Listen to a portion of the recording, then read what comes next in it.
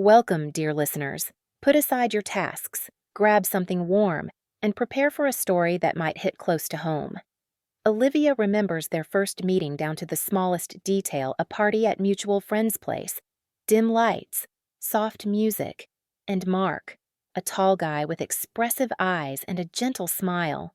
He approached her, offered a glass of champagne, and started talking so easily, as if they'd known each other forever. He spoke of trips he planned, of his ambitious career goals, and how he'd one day turn the world upside down. Olivia listened, captivated by his enthusiasm and confidence. She didn't know then that it was just a beautiful facade. "I work at an investment firm," Mark said, casually adjusting his shirt collar. "In a couple of years, I plan to take on a leadership role." Olivia, a straight-A economics graduate, was impressed. Her own career was just beginning. Her assistant position at a large cosmetics company brought neither money nor satisfaction. But she had a dream, her own beauty salon, a business that would become her life's work. Their romance developed rapidly walks until dawn, weekend trips out of town, long talks about the future. 6 months later, Mark proposed, getting down on one knee by the river where they often strolled. At that moment, Olivia felt as if the world stood still. Time stopped, allowing her to remember that moment forever. "Yes," she breathed, then added with a smile, "But I have a condition." Mark raised an eyebrow.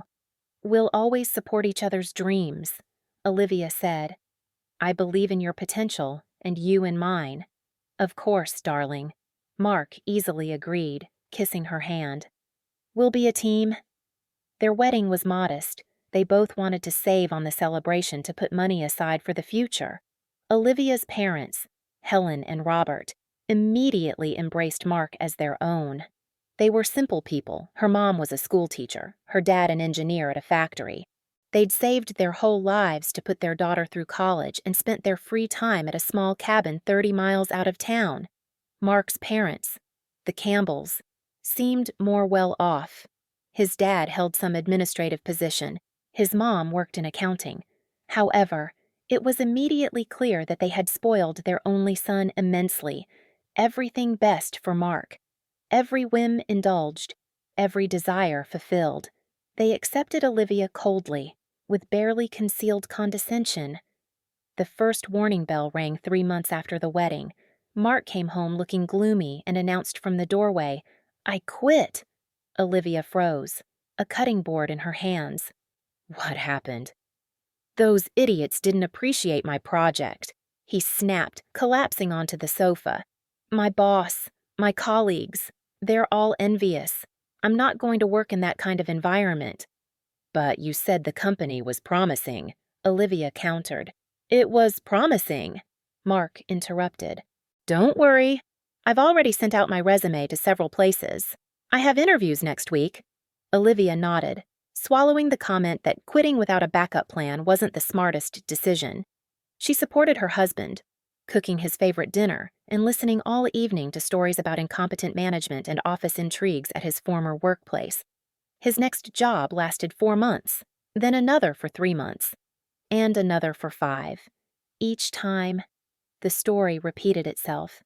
Mark would come home, announce he'd quit, and recount how he was underestimated, passed over for promotion, or burdened with others' responsibilities. Not once did he mention his own mistakes or shortcomings. Meanwhile, Olivia was climbing the career ladder. She was promoted to sales manager.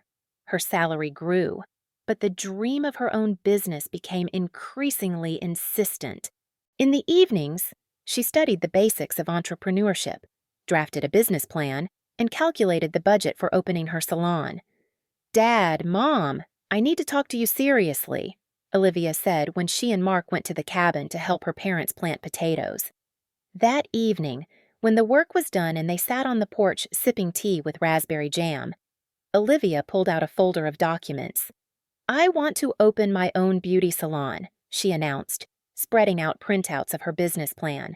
"I've already found a space. I have agreements with equipment and cosmetic suppliers. I even came up with a name, Olivia's Touch." Her parents listened carefully, asked questions, and studied the numbers. Mark sat nearby, looking detached, occasionally glancing at his phone. But to start, I need capital.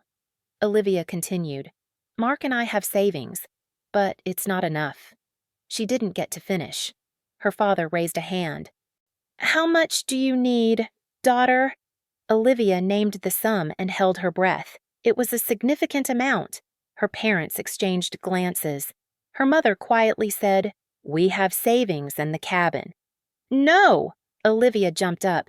Don't even think about it. That cabin is your life. Darling, her father gently countered.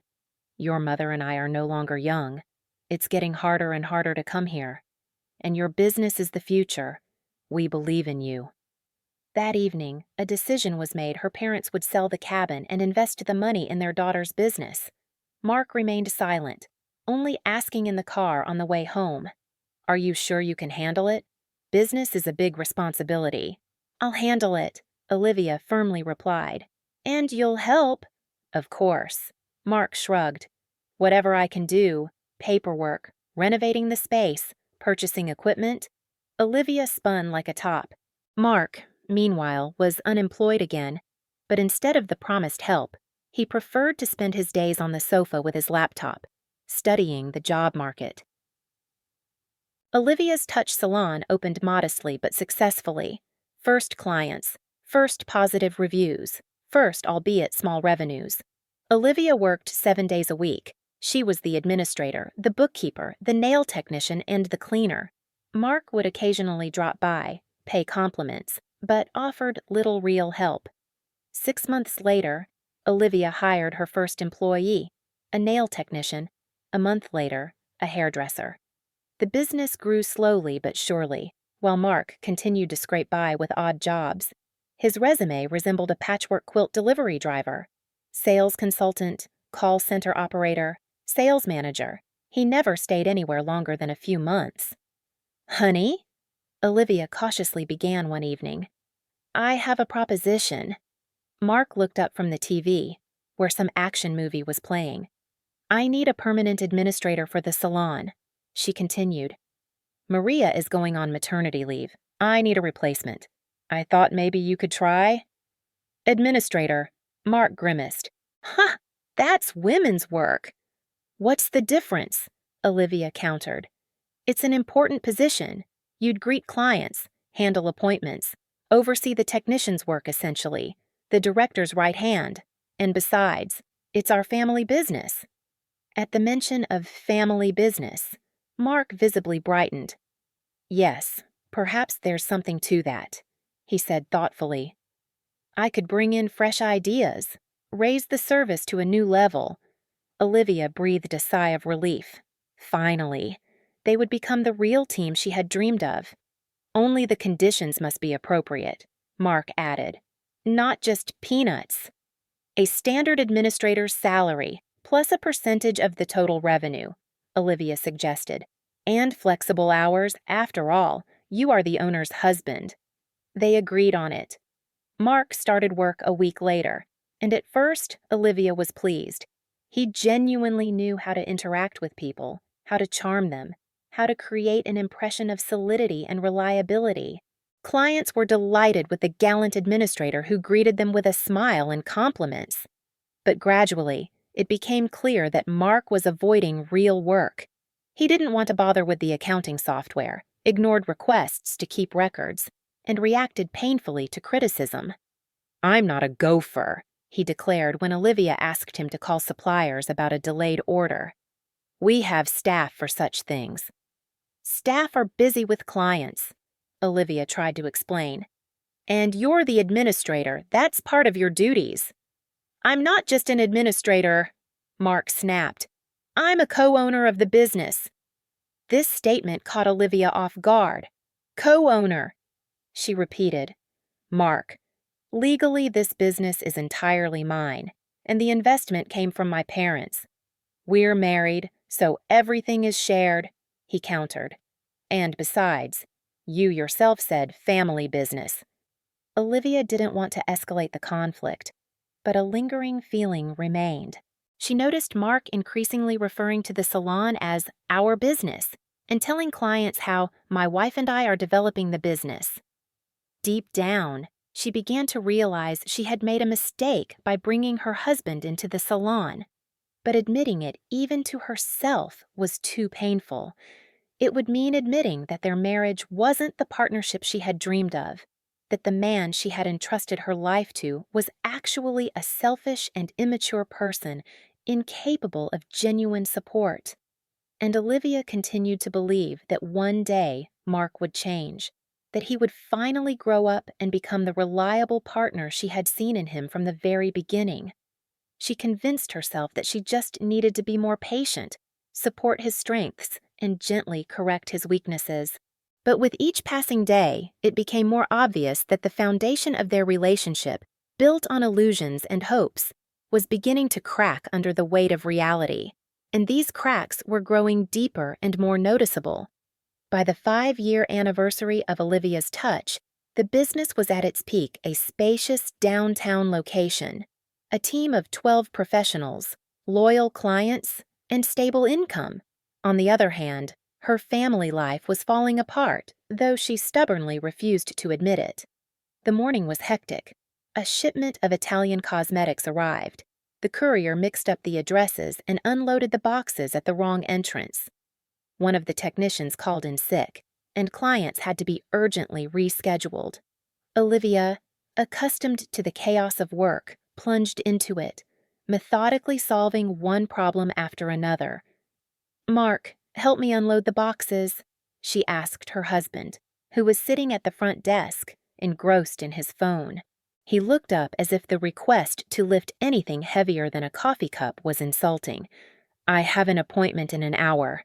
He brushed her off. "Call one of the guys." "What guys?" Olivia didn't understand. "We only have women working here." "Well, David, the security guard, or what's his name? The technician."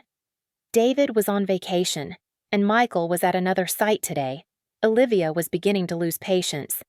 "Mark, just help me. It'll take 5 minutes.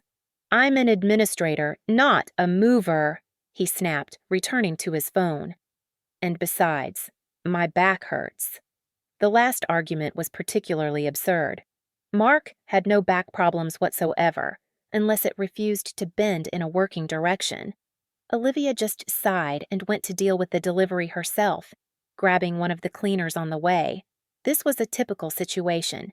In his 5 years at the salon, Mark had masterfully perfected the art of evading any difficulties. Yet, when meeting important clients or talking to suppliers, he could spend hours discussing our business and our strategic plans, especially enthusiastically talking about the prospects of expanding the salon chain, an idea Olivia had indeed considered but put off due to lack of time and resources.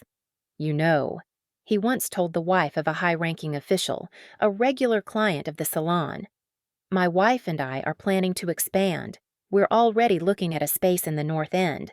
We'll launch a premium class branch with exclusive services." Olivia, passing by, merely raised an eyebrow. She hadn't told her husband about plans for a second salon, nor had she taken any concrete steps yet. But she didn't object in front of the client. She didn't want to ruin the image of a family business.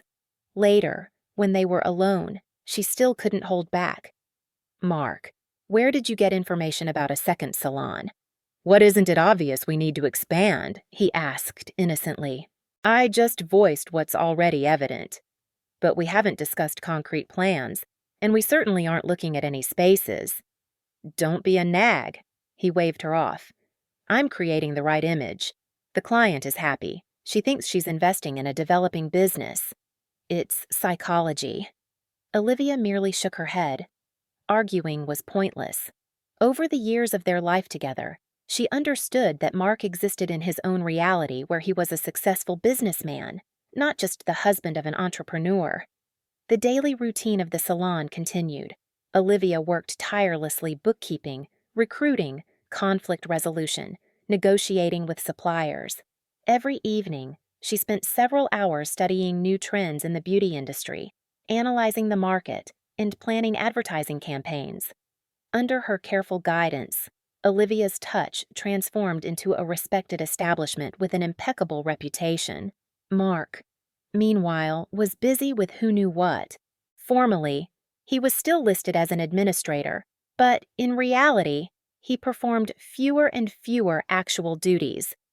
Most of the work was done by the female administrators whom Olivia had been forced to hire when she realized she couldn't rely on her husband.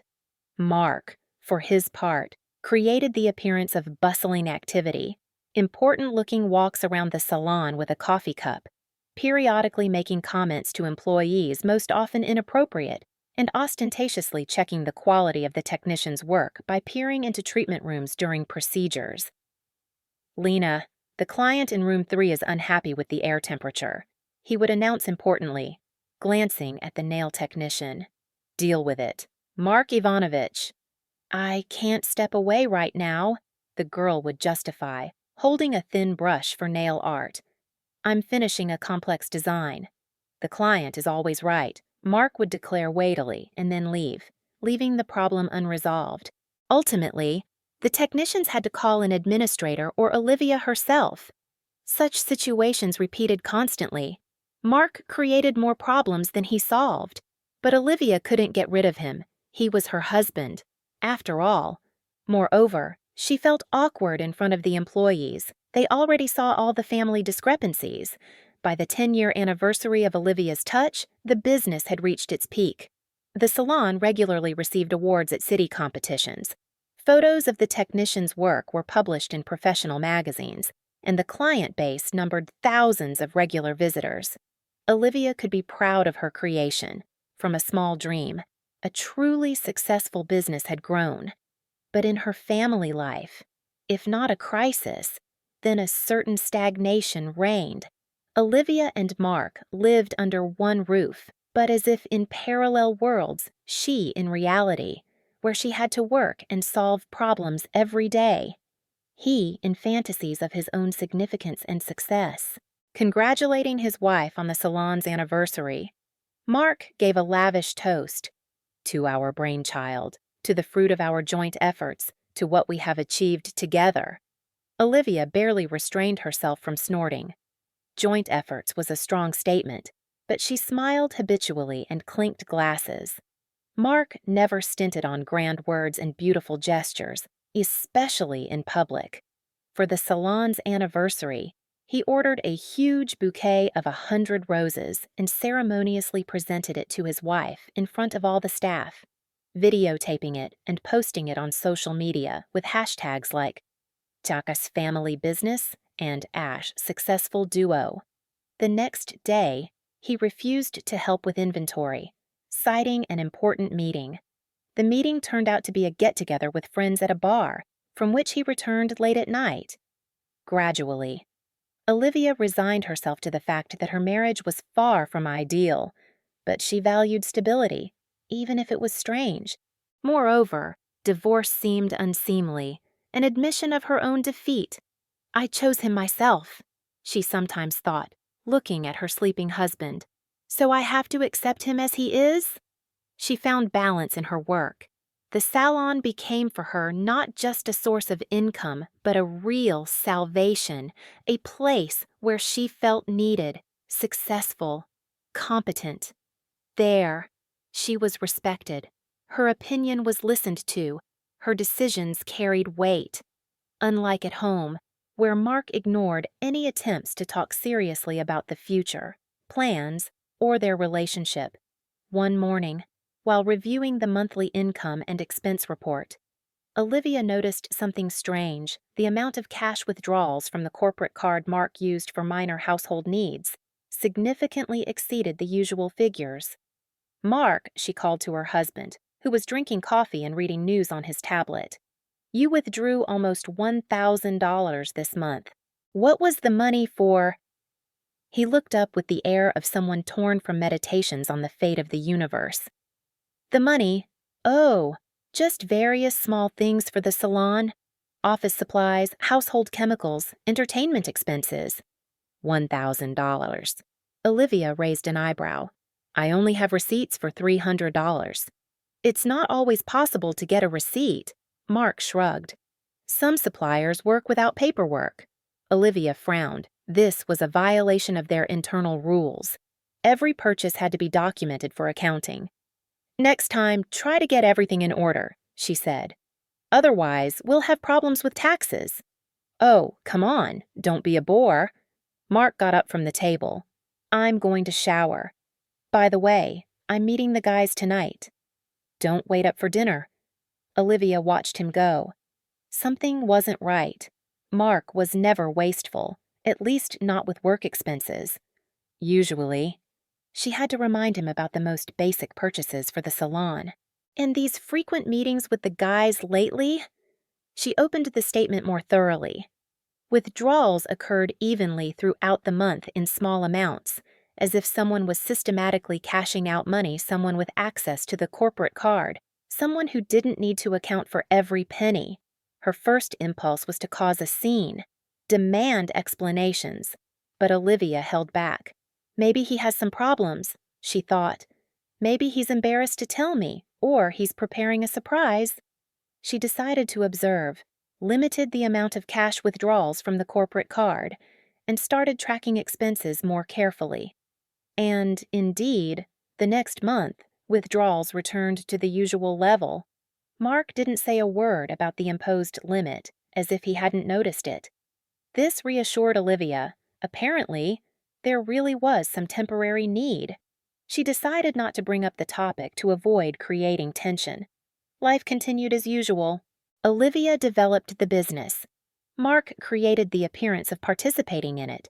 One day, when the salon was already closed and only the cleaners remained, Olivia was sitting in her office going through documents. The office phone unexpectedly rang. Olivia's touch, "Good evening," she automatically answered. "Hello," a female voice said on the line. "Sorry for the late call. This is Helena Miller. I'd like to speak with Mark." "He's already left," Olivia replied. "Can I help you with something? I'm the owner of the salon." Olivia. A pause on the other end. "Oh, I see," the woman finally said. "It's just, Mark and I had an appointment tomorrow. He promised to show me samples of a new cosmetic line from France. He said you just received a shipment of goods." Olivia frowned. They hadn't ordered any new line from France, and Mark certainly didn't have the authority to meet clients for product presentations. Specially trained consultants handled that. "Excuse me, there must be a misunderstanding," she said as calmly as possible. "Mark doesn't handle cosmetic supplies. If you're interested in cooperation, I'd recommend contacting manufacturers or distributors directly." "Oh, how awkward," the woman said, embarrassed. "He was so convincing. He even gave me a business card with your salon's logo." "It's truly a misunderstanding," Olivia repeated. "Thank you for calling." Hanging up, she sat for a long time, staring at one spot. What was Mark planning? Was he going to steal cosmetics from the salon for resale? Or was he just showing off, pretending to be an important person in front of outsiders? At home. She didn't make a scene. She simply asked, "Do you know Helena Miller?" Mark flinched, but quickly composed himself. "I think there was a client by that name. Why?" "She called the salon, asking for you." "Oh," he carelessly waved his hand. "She probably wanted to book an appointment.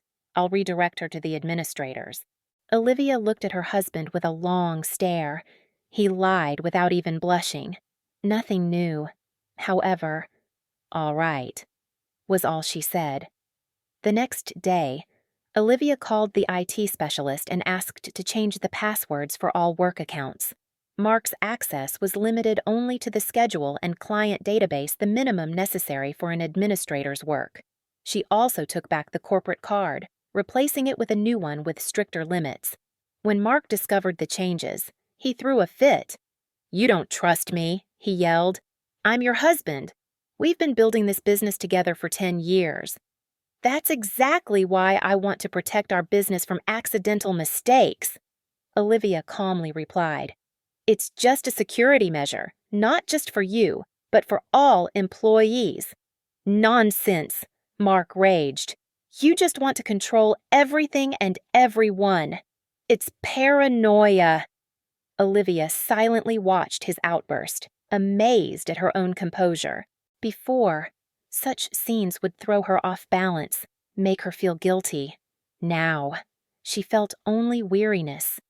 Deep down, she knew their relationship had long since turned into a farce, but habit, inertia, fear of loneliness, all these things held her back from decisive action. Maybe he'll grow up with age, she consoled herself, though she believed it less and less. Besides, there were bright moments. Sometimes Mark could be charming, attentive, even caring, especially in the presence of others.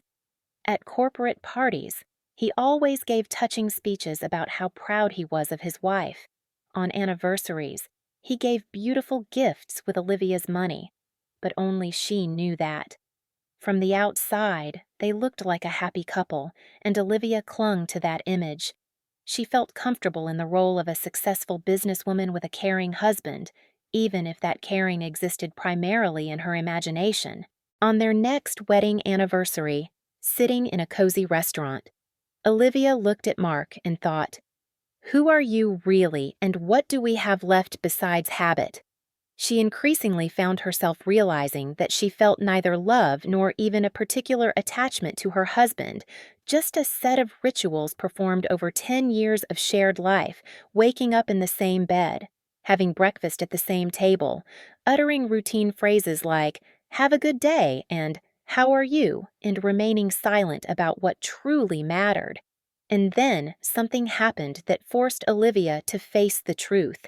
An event that shattered the usual order of things and forced her to make a decision she had postponed for years.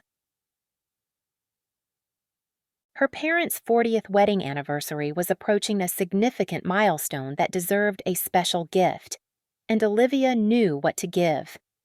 After her parents sold their cabin to help her open the salon, they often spoke of how much they missed country life. Her mother, Helen, now retired, especially longed for her own garden and flower beds. Weekends spent at friends' cabins with gardens were a temporary solution, but it wasn't the same as having their own little corner. And Olivia decided she would buy her parents a small house in the countryside, not a luxurious cottage, but a simple, cozy house with a plot of land where her mom could grow her beloved flowers and her dad could tinker with the vegetable patches. A place where they could go for weekends and live permanently in the summer. She had already found a few options and was planning to show them to Mark. Not that she needed his approval after all. It was her money and her parents', but she still clung to the illusion of family discussions on important decisions. "Mark, I have an idea," she said one evening when they were watching a movie. "It's Mom and Dad's 40th anniversary soon. I want to buy them a house in the country." Mark looked up from the screen and stared at his wife with an expression as if she had suggested buying a spaceship. "A house in the country? Are you crazy? That's a huge amount of money." "We have that money," Olivia calmly countered. "The salon brings in stable income, and besides, Mom and Dad deserve it. If it weren't for them, there'd be no salon. No money." "But they're old," Mark exclaimed. "Why do they need a house? Buy them a spa trip or some gadgets instead." "Mark, you don't understand. They miss country life, especially Mom. She needs a place where she can tend to her flowers, entertain guests, just breathe fresh air." "Nonsense!" Mark snapped. "That's just an irrational waste of money. If we're going to invest anywhere, it should be in business development. In that second salon you were talking about." Olivia sighed. She hadn't talked about a second salon. That was Mark's fantasy, but she didn't argue. "I'm not asking for your permission," she said quietly. "I'm just informing you." Mark looked at her with undisguised irritation. "Oh, of course. You're the boss. You decide everything yourself. And I'm just an accessory to your business." "Mark, don't start," Olivia said tiredly. "I'm talking about a gift for my parents, who invested all their savings in my business. It's an expression of gratitude for their support." And my parents don't deserve anything. Then, he suddenly asked, and something new, calculating, flashed in his eyes. Why such favoritism? Olivia frowned. We also give gifts to your parents. Last Christmas, we bought them a TV for their anniversary, a trip to Vegas. What's wrong with that? That's not the same as a house, Mark stubbornly insisted. If we're going to spend such a large sum, we need to do it fairly. Buy something equivalent for my parents, too. And what do you suggest? Olivia asked, already anticipating the answer. For example, a car for Dad. His old one is completely falling apart. Olivia slowly exhaled. Mark's parents never lacked money. His father held a management position in a large company. His mother worked at a bank. Unlike her parents, they hadn't invested a dime in her and Mark's lives or business. Moreover, they often asked their son for financial help, who invariably redirected them to Olivia. Mark, this isn't a question of fairness, she began. My parents? Yes. Sold the cabin, invested the money. I remember that song, he interrupted. But we're a family. Our money is shared, so decisions should be shared too. Olivia looked at her husband and didn't recognize him, or rather, finally saw his true self calculating. Selfish. Ungrateful. All right, she slowly said. Let's revisit this conversation later. But the story didn't end there. The next day, when they were both at the salon, Mark caused a disgraceful scene right in front of clients and staff. You always put your family above mine, he yelled, waving his arms. Your parents are more important to you than anyone else, and mine are second-class citizens. Then, Olivia watched in horror as the technicians froze with their tools in their hands, and clients awkwardly looked away. Mark, not here, she said quietly but firmly. Let's go to the office. No, he seemed to go into a frenzy. Let everyone know how you treat my family. My parents are nobody to you, so I'm nobody either. Then, Olivia felt a flush of shame creep up her face. She never brought personal problems into public, let alone into a work environment. It was unprofessional and humiliating. If you don't stop right now, you'll have to leave, she said in an icy tone. Leave where? Out of my salon, Mark roared. I've invested so much time and effort into it for so many years. Please leave the salon, Olivia said so quietly that Mark had to quiet down to hear her words. Immediately, something in her voice, in her gaze, made Mark back down. Perhaps for the first time, he saw that behind his wife's usual restraint lay true steel. He opened his mouth to object but changed his mind, turned sharply, and stormed out the door, slamming it so hard the display windows rattled. After he left, a heavy silence hung in the salon. Olivia felt the gazes of her staff and clients on her sympathetic, curious, awkward. She took a deep breath, straightened her back, and said in a calm, businesslike tone, I apologize for that scene. Let's get back to work. Olivia spent the rest of the day as if in a daze. She moved on autopilot, answering calls, solving current issues, smiling at clients, but inside, a real hurricane of emotions raged. Shame for the public scandal mingled with anger at Mark and bitterness at the realization that their marriage was irrevocably broken if it had ever been real to begin with. By evening, when the salon was empty, Olivia locked herself in her office and finally allowed herself to feel the full range of emotions. She didn't cry. For some reason, there were no tears. There was only a strange emptiness and at the same time, relief, as if a heavy burden she had carried for too long had finally fallen from her shoulders. The phone rang around 10 p.m. when Olivia was still sitting in her office, trying to sort out her thoughts. Are you coming home? Mark's voice sounded pointedly casual, as if nothing had happened that day. No, Olivia replied curtly. What do you mean? Where are you going to spend the night? It doesn't matter. Olivia felt the anger starting to boil again. But not at home. Olivia, are you serious? Notes of uncertainty crept into his voice. Over such nonsense. Over nonsense. Olivia felt the anger boiling up inside her again. You caused a scene in the salon in front of clients and staff? That's not nonsense. Mark, that's unacceptable. Oh, I just got a little heated. He tried to make light of it. At least now everyone knows we're a real Italian family, passionate, emotional. No, we're not a family, Olivia retorted sharply. And it seems we never were. You're going to throw away 10 years of marriage over some silly argument. Mark protested. That's not fair. Not over one argument? Olivia shook her head. But because I finally saw the real you. And what's the real me? He asked sarcastically. A parasite, Olivia replied calmly. A person who used my hard work, my money, my patience for 10 years, and yet had the nerve to think he was running something and had a right to something. A pause on the other end. When Mark spoke again, his voice sounded hurt. How can you say that I've been by your side all these years, helping you with the salon? Helping with what? Mark, Olivia asked tiredly. Name one significant contribution to the business's development that you've made. I worked as an administrator. I dealt with clients. I created an image. You created the illusion of busy activity. Olivia interrupted him.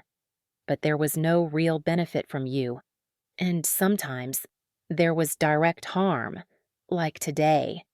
For example, that's not fair, Mark exclaimed again.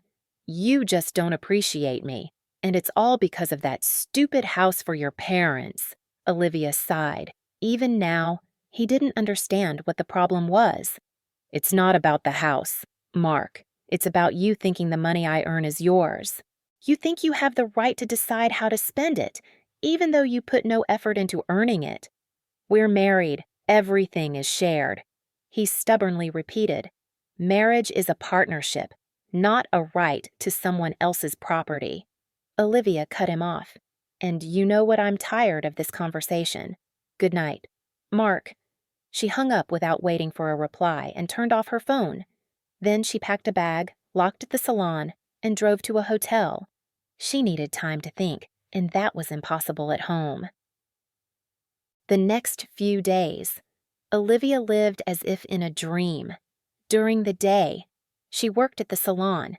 In the evening, she returned to her hotel room. To Mark, she sent a short message, I need time. Don't call. Surprisingly, he obeyed. Perhaps he finally understood the seriousness of the situation. On the fourth day, Olivia made a decision. She called the realtor with whom she had already discussed buying a house for her parents and asked to expedite the process. Then she contacted her lawyer and requested a consultation on divorce matters. And finally, she blocked all joint accounts and cards, leaving only her personal ones, to which Mark had no access. It was a decisive step, but Olivia no longer hesitated. She had closed her eyes to reality for too long, allowed Mark to leech off her success for too long. It was time to put an end to it. That same evening, the phone rang from an unknown number. Olivia thought about it, then answered. Olivia, this is Mrs. Campbell. Her mother-in-law's voice said on the line. Could you please talk to Mark? He's been with us for 3 days now. Restless? He says you two had some kind of argument. Olivia pinched the bridge of her nose. She didn't want to drag Mark's parents into their conflict, but since he himself had started it. Hello, Mrs. Campbell, she replied as calmly as possible. Yes, we had some disagreements, quite serious ones. All families argue, her mother-in-law said instructively. The main thing is to know how to forgive. Mark says you've gone completely crazy over money. You even kicked him out of the house. Olivia closed her eyes and mentally counted to 10. There it was.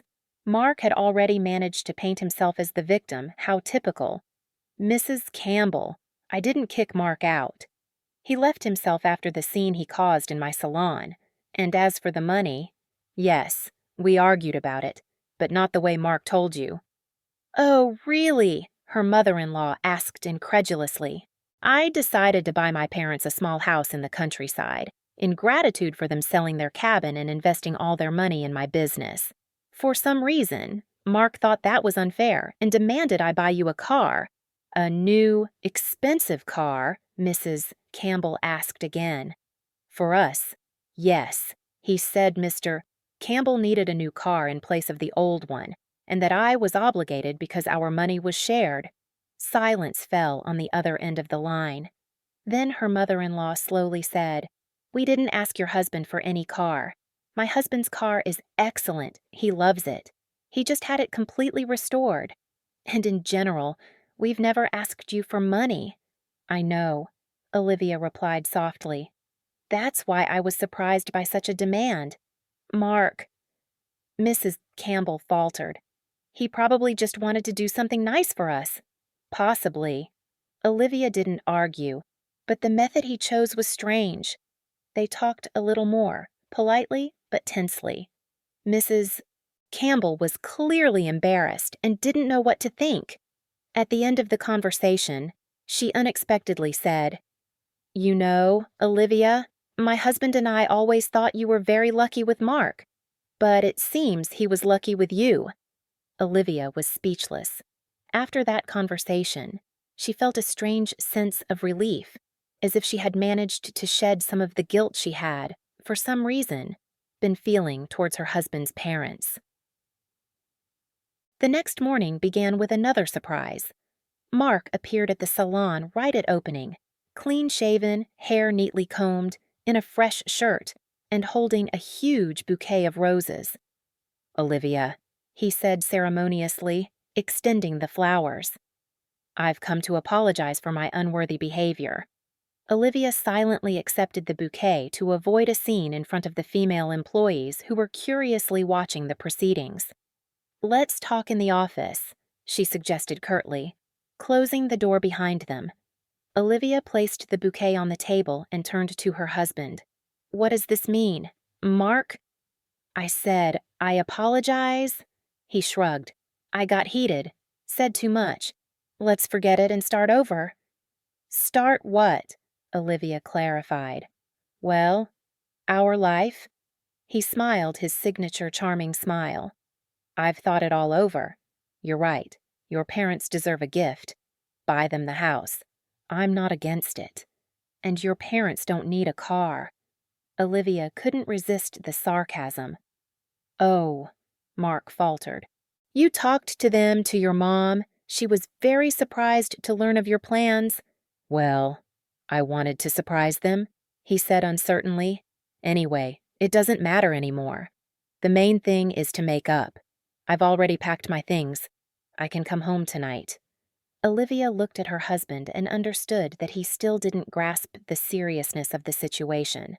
For him, this was just another argument that could be smoothed over with a bouquet and apologies. No, Mark, she said quietly but firmly. You're not coming home. Not today. Not tomorrow. What do you mean? He frowned. I apologized. What else do you need? It's not about apologies. Olivia shook her head. It's about me not wanting to be with you anymore. Because of one argument, Mark protested. That's stupid. Not because of one argument. Olivia shook her head. Because of 10 years of lies, manipulation, and parasitism. I closed my eyes to it for a long time, but I can't anymore. Mark stared at her as if seeing her for the first time. Then his face contorted with anger. So you used me, and now you're throwing me away, he hissed. You think I'll just leave like that? I have rights. Half the salon belongs to me. Legally, no. Olivia calmly countered. The salon is registered to me as a sole proprietorship. You were never a co-owner. But we're married joint property. In a divorce, the court will consider your contribution to the business's development. Olivia interrupted him, which, as we both know, is minimal. Moreover, the main capital for opening the salon was provided by my parents, which will also be taken into account. Mark paled. For the first time in their entire acquaintance, Olivia saw him truly bewildered. You've already consulted lawyers, he mumbled. Yes, and I've blocked our joint accounts, Olivia added. So I advise you to think about finding a job.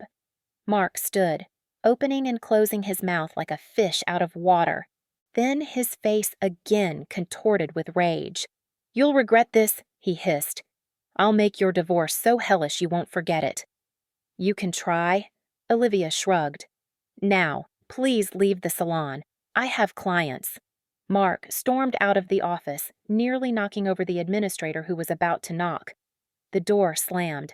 Olivia walked to the window and saw her husband quickly cross the parking lot, pulling out his phone as he walked. I wonder who he's calling, she thought without much interest. In a way, she even felt sorry for Mark. He had lived for 10 years in the illusion that he was an important part of a successful business, that he had a right to everything his wife had achieved, and now that illusion had crumbled. The day passed with usual concerns. Olivia tried not to think about domestic problems, fully concentrating on work.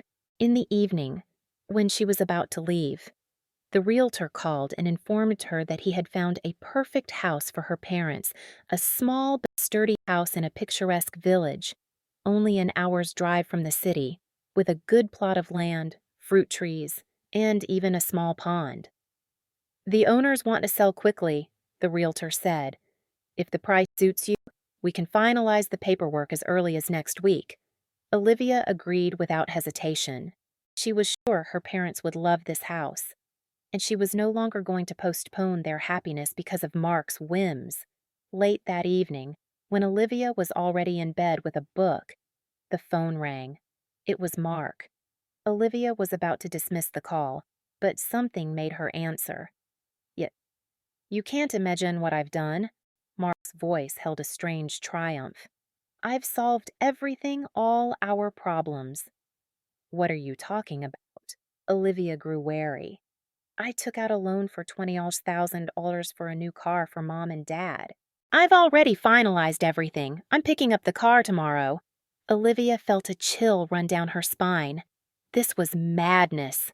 Mark, have you lost your mind? Why? To prove that I can also give serious gifts, he answered excitedly. Now everything will be fair. Your parents get a house, mine get a car. But how are you going to pay this loan? Olivia asked bewilderedly. You don't have a stable income. Oh, this is the most interesting part. Mark chuckled. I took out the loan in both our names, so you'll be paying too. Darling, or rather, we'll pay together. Family budget, remember. Olivia grew cold. This was no longer just foolish, it was outright revenge. Mark, this is irresponsible, she slowly said. I won't pay for a car for your parents. You will? You will? He answered smugly. We're married, remember, joint debts, joint responsibility. If you don't pay, you'll ruin your credit score, and that's very bad for business, as you know. I'll file for divorce, Olivia said coldly. And I'll prove that this loan was your personal initiative, not agreed upon by me. Good luck, Mark laughed. By the time the court gets to it, the loan will still have to be serviced. And besides, divorce can drag on, especially if I insist on dividing the business. Olivia closed her eyes. This was pure blackmail. Mark wanted to corner her, force her to comply with his terms. You're making a mistake, she said quietly. A huge mistake. No, you made a mistake when you decided to kick me out, Mark snapped. Tomorrow I'll send you the payment schedule. The first installment is in 2 weeks. Don't be late. He hung up, leaving Olivia completely bewildered.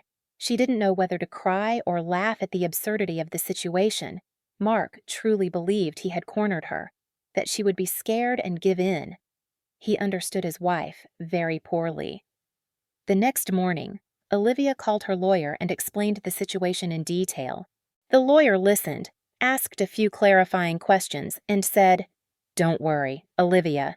There are several ways to solve this problem. Firstly, you can prove that you did not consent to this loan. Secondly, if the loan is in both spouses' names, the bank should have obtained your written consent. If it's missing, that's already fraud on your husband's part. In any case, we'll handle it." Olivia thanked the lawyer and felt a little calmer. Then she called Mark's parents. "Mrs. Campbell, I need to warn you," she said without preamble. "Mark took out a loan to buy you a new car, $20,000. "What?" her mother-in-law exclaimed. "What loan? What car?" "I only found out yesterday myself," Olivia explained. "He said he'd already finalized everything and was picking up the car today." "But why?" In Mrs. Campbell's voice, there was genuine bewilderment. "We have a car. My husband loves it. He just had it completely restored." Apparently, Mark thinks you need a new one," Olivia replied curtly. "And he decided to give you this gift at my expense, or rather, at our joint expense. He's sure I'll pay this loan." "Oh my God," Mrs. Campbell groaned. "Mark was always impulsive, but this is too much. What should we do?" "I think you should talk to him," Olivia suggested. "Explain that you don't need this car. Maybe it's not too late to cancel the loan." Of course," her mother-in-law hastily agreed. "I'll call him right now. This is madness." Olivia hung up and, for the first time in those crazy days, allowed herself to smile. Mark's plan seemed to be falling apart. His parents weren't going to support this venture. An hour later, a message from Mark arrived, laconic and angry. "You ruined everything. Parents refused the car, but I still took the loan. I'll pay it myself, and then I'll demand compensation in the divorce." Olivia merely shook her head. Mark was behaving like an offended child who spitefully eats a handful of sand. Only, in this case, the sand cost $20,000 and he would have to pay for this recklessness for many years. That same day, Olivia filed for divorce. Enough illusions, enough compromises. It was time to start a new life without Mark, without his selfishness and immaturity. That evening, she finally decided to talk to her parents. They had always loved Mark, accepted him as their own. Olivia was afraid to disappoint them, to show them she had made a mistake in choosing her life partner. "Mom, Dad," she began when they sat down for tea in her parents' apartment. "I have some news that's not exactly pleasant." Her parents exchanged glances but said nothing, allowing her to continue. "Mark and I are getting divorced," Olivia said and fell silent, awaiting their reaction. To her surprise, her mother only sighed, and her father nodded, as if hearing long-anticipated news. "What happened, darling?" Helen gently asked. "Did he hurt you?" Olivia began to tell the story, cautiously at first, then more frankly, about how Mark had exploited her work and success for years, how he had claimed her achievements as his own, how he had manipulated and evaded, and finally, about the latest stunt with the loan. "I'm not surprised," her father said when she finished. "Your mother and I saw long ago that he wasn't quite the person he pretended to be." "Why didn't you say anything?" Olivia asked bewilderedly. "What were we supposed to say?" Robert shrugged. "Darling, your husband is a slacker and a liar. You wouldn't have listened to us. You had to understand it yourself." "And then," her mother added, "he wasn't always like that. At the beginning of your relationship, he seemed sincere, loving. We hoped he would change for the better." "But he didn't," Olivia chuckled bitterly. "He didn't," her father agreed. "And you know what? It's not your fault. You did everything you could, gave him every chance. He didn't use them. That's his problem." "Thank you," Olivia whispered, feeling tears of relief welling up. "Thank you For not judging me. Judging for what? Her mother smiled. For being strong and independent. For not allowing yourself to be used. We're proud of you, darling. By the way, speaking of pride, Olivia remembered. I have a surprise for you, or rather, a gift for your anniversary. She took a folder with documents and photos from her bag. I bought you a house in the countryside, just as you always dreamed. Her parents froze, not believing their ears.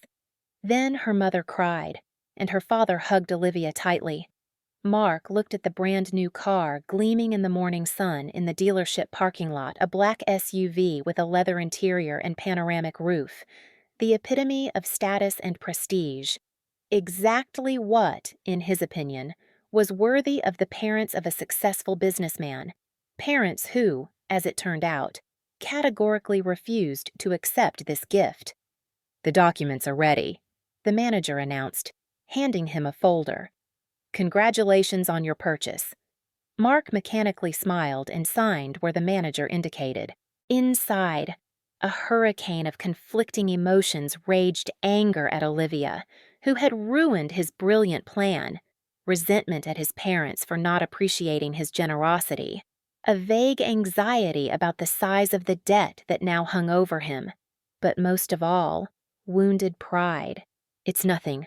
I'll prove it to all of them," he thought, getting behind the wheel. "I'm not some kind of loser. I can afford a car like this myself. And who cares what Olivia says?" He started the engine and slowly drove out of the dealership. The feeling of power and control that the powerful car gave him somewhat calmed his frayed nerves.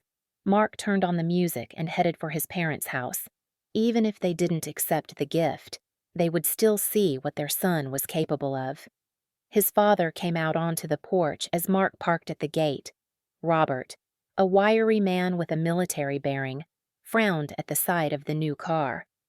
"Why did you do this?" he asked, without greeting, when his son got out of the car.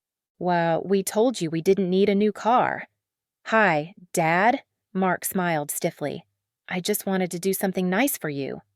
"Nice." Robert shook his head. "Taking on a huge loan, falling out with your wife, and bringing us a car we didn't ask for, is that your idea of nice?" Mark felt a flush creep up his face. He had expected admiration but received a reprimand, like a naughty teenager. "I thought you'd be happy," he mumbled. "You have an old beat-up car, and this is a new model with tons of features." "I don't have a beat-up car. I have a classic Ford that I restored for 5 years." His father sharply retorted. "And I love my car. It doesn't break down, doesn't guzzle gas like crazy, and doesn't attract attention from street racers. And this show-off car?" He nodded at the SUV. "Won't even fit in our garage." His mother, Helen, a short woman with a tired but kind face, came out of the house. "Son, why did you do this?" she asked, approaching him. "Olivia told us everything about your arguments, about the divorce, about this crazy loan." "Olivia." Mark winced as if from a toothache. "She turned you against me. No one turned us against you." His father calmly countered. "We just see the facts. You lived off your wife for 10 years, used her business, and when she decided to show gratitude to her parents, you threw a tantrum." "That's not true," Mark exclaimed. "It's our joint business. I also put my heart into it." "Your heart," Robert repeated. "And what exactly did you do for this business? Besides walking around the salon looking important?" Mark opened his mouth to object, but couldn't find convincing arguments. He truly hadn't done anything concrete, measurable, significant. He had only created the appearance of active work. "I was moral support," he finally managed to say. "I created the image of a family business. And for that, you deserve half the salon." His father shook his head. "Mark, be realistic. You haven't earned the right to this business, and Olivia is perfectly right to refuse to share it with you." "And this car," his mother interjected. "We really can't accept it. It's irresponsible to take such a huge loan when you don't have a stable income." "I'll find a job," Mark snapped. I'm not some kind of loser. Then prove it, his father said firmly. Find a job, pay off your loan, live independently without crutches. Maybe then Olivia will see a man in you, not an eternal teenager. These words hurt more than a slap. Mark even took a step back, as if from a physical blow. His own parents didn't support him. Moreover, they sided with Olivia. I thought you'd be happy, he said softly. I thought you'd appreciate my gesture. We would have appreciated it if you had achieved something through your own hard work, his mother gently replied. Not tried to prove something at the expense of a loan you can't afford. Mark nodded, avoiding looking his parents in the eye. A burning sense of shame and resentment stuck in his throat. I'm leaving, he said. I need to think. Mark, his father called as his son opened the car door. If you want, you can stay with us until you get back on your feet. Your room is free. This was the last thing 35-year-old Mark wanted to hear the offer to return to his parents' home like a shipwrecked teenager. But there wasn't much choice. The apartment they lived in with Olivia belonged to her. She had bought it before they married, and renting a separate place now, with a loan around his neck, would be financial suicide. Thanks, he replied curtly. I'll think about it. All the way from his parents' house to the nearest bar, Mark replayed the events of the last few days in his head. How could everything have fallen apart so quickly? Just a week ago, he had a prosperous life, a beautiful wife, a prestigious, albeit nominal position at a successful salon, a comfortable apartment, stable income, and now, divorce, debt, the prospect of returning to live with his parents at 35, parking at the bar. Mark took out his phone and dialed his friend Chris's number, the only one who always understood and supported him. Bro, help me out, he said when Chris answered. I need to get drunk and vent. What happened? Chris's voice sounded genuinely concerned. Everything crashed. Olivia filed for divorce. I took out a loan for a car. My parents don't understand me. Whoa. Stop. Chris interrupted him. Let's go, step by step. Where are you now? Mark gave the bar's address. Wait for me. I'll be there in half an hour, his friend said and hung up. Chris appeared even earlier than he promised, a strong, stocky man with a good-natured face and attentive eyes. He and Mark had been friends since high school. They'd played soccer together, gone to college together, though Mark dropped out in his third year, and rented their first apartment together. All right, spill it, Chris said, ordering them both beers. What's this apocalypse in your life? And Mark spilled it all, from beginning to end the argument over the house for Olivia's parents, the scandal at the salon, how she blocked his accounts and kicked him out, the loan he took out to spite her, his parents' refusal to accept the car. Chris listened silently, only occasionally nodding or frowning. When Mark finished, his friend remained silent for a long time, twirling his beer glass. Well, Mark couldn't stand it. Say something, you idiot, Chris stated calmly. A complete, clinical idiot. What? Mark almost choked on his beer. You're supposed to support me. I'll support you as a friend. Chris nodded. I'll help you with housing if you need it, advise you on jobs, even lend you money if things get tough. But I'm not going to lie to you that you're right, because you're not, man. On all fronts. You too. Mark chuckled bitterly. Everyone's against me. Not against you, but against your childish behavior, Chris corrected. Mark, you're 35. You have no career, no place of your own, no savings. But you do have a $20,000 loan that you took out purely out of spite. What were you even thinking? I wanted to prove to Olivia that I could also give big gifts, Mark mumbled, feeling how absurd it sounded. With money you don't have. Chris shook his head. That's not proof. That's madness. And besides, you yourself said your parents didn't ask for that car. So it's not about them. It's about your wounded ego. Mark remained silent. There was nothing to object to. His friend saw right through him. As always. You know what's saddest, Chris continued. You really don't understand how much Olivia did for you. She gave you a job when you couldn't hold one down anywhere. She tolerated your inaction and laziness. She even let you consider yourself a co-owner of the business, although legally you never were. And how did you repay her? You made a scene, disgraced her in front of employees and clients, and then tried to blackmail her with that loan. She always dictated everything, Mark flared up. She was always the boss, and I was just an accessory to her. Because you yourself took that position, Chris countered.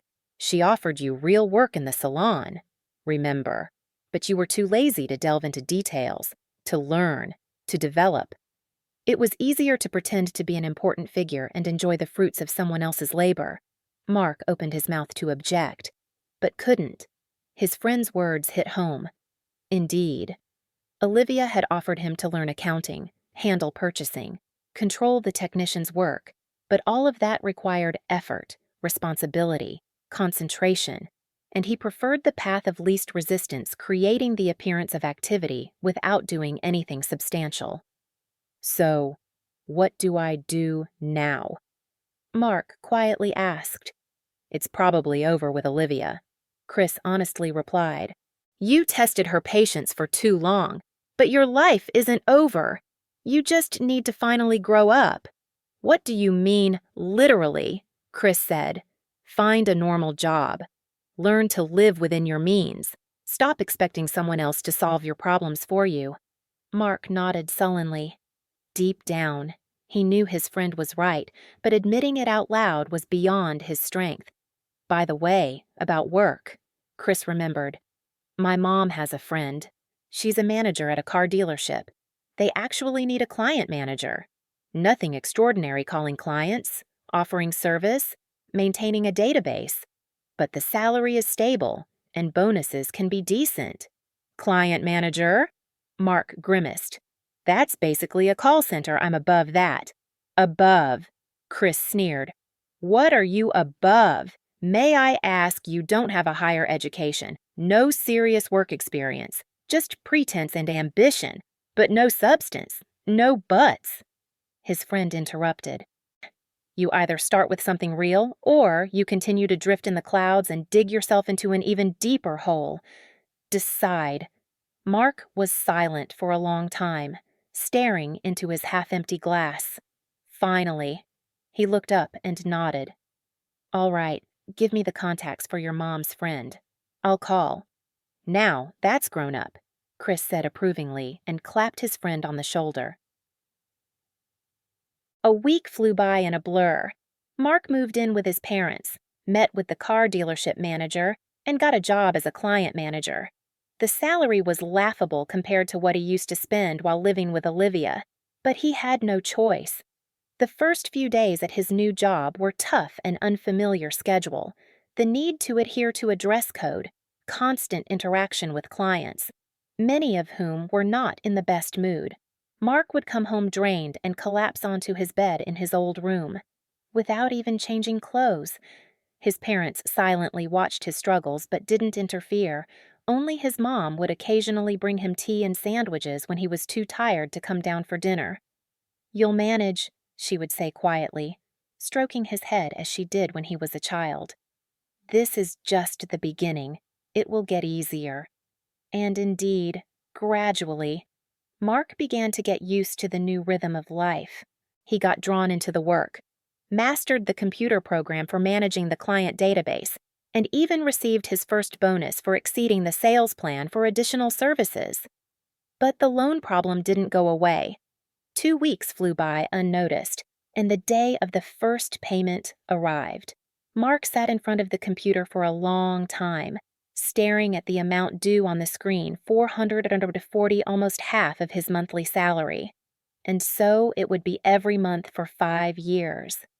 He squeezed his eyes shut, imagining how he would live for those 5 years, denying himself everything just to pay off the loan for a car he had bought out of pure spite. At that moment, there was a knock at the door. Mark, his father's voice called.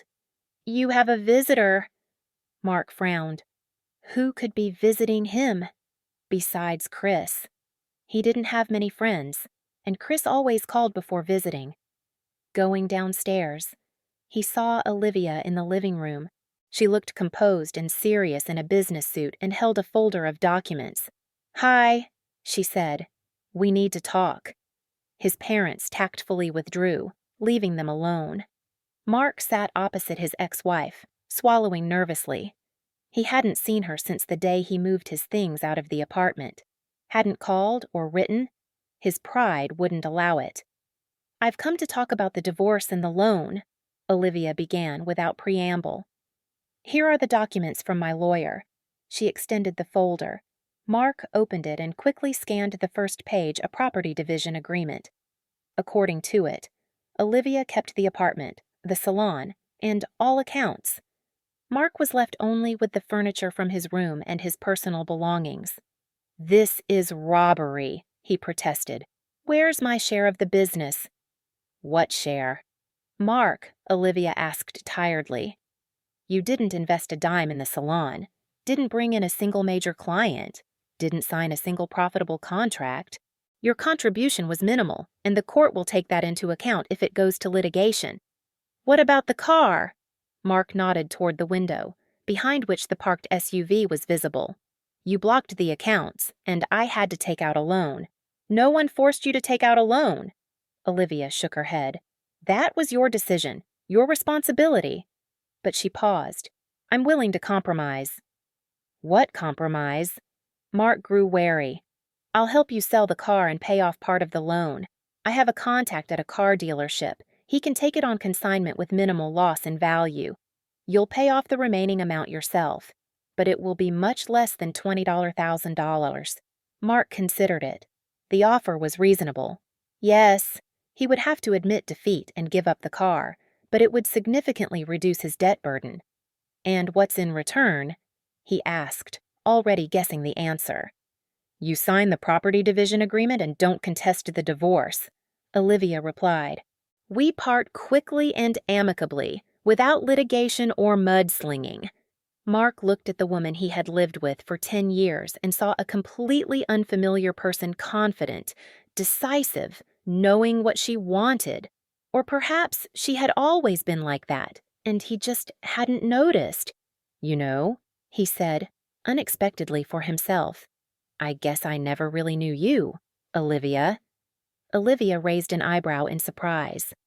"What do you mean? All these years, I only saw what I wanted to see in you, a convenient source of income, someone who solves all problems. I didn't notice how strong and independent you really are." Olivia looked at him with disbelief, as if expecting a trick. "What are you getting at, Mark?" "Nothing." He shrugged. "It's just that you deserved a better husband than me." For a moment, something like surprise or even respect flickered in Olivia's eyes, but it quickly vanished, replaced by her usual businesslike demeanor. "What about the agreement?" she asked. "Do you agree to my terms?" Mark nodded. For the first time in his life, he was making a decision based not on selfishness or pride, but on sober calculation and an understanding of reality. "Yes, I agree," he said. "Let's get this over with." They spent another hour discussing the details, when and how to sell the car, how to finalize the divorce documents, what to do about mutual acquaintances and photos on social media. Finally, everything was settled. "Well, that's it then," Olivia said, standing up. "I'll contact you when the documents are ready for signing." Mark walked her to the door. On the doorstep, Olivia turned and asked, "How's your new job? My parents said you started at a car dealership." "It's fine." Mark shrugged. "Nothing special, but it'll do for a start." "That's good." Olivia nodded. "Good luck. Mark, I sincerely hope everything works out for you." "Thanks," he said quietly. "And forgive me for everything." Olivia said nothing, just nodded and quickly walked to her car. Parked at the curb, Mark returned to the house, feeling a strange lightness, as if something heavy he had carried for years had finally disappeared. Perhaps it was pride, or the fear of admitting his own mistakes, or simply the immaturity that prevented him from seeing reality as it was. In the living room, his parents waited, worried and curious. "Well," his father asked. "We've reached an agreement," Mark simply replied.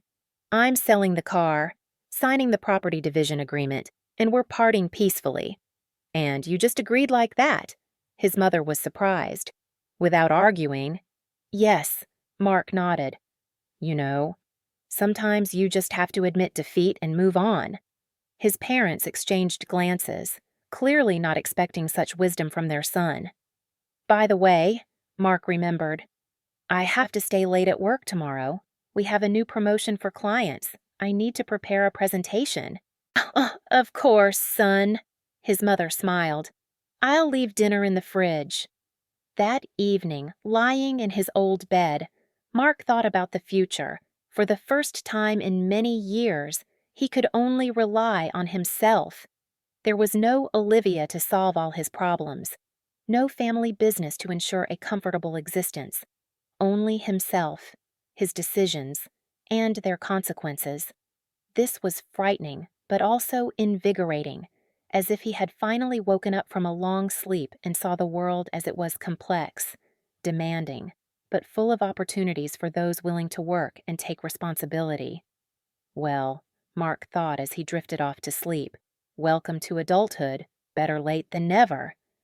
3 months later, Mark was promoted to senior client manager. 6 months after that, he became head of the service contract sales department.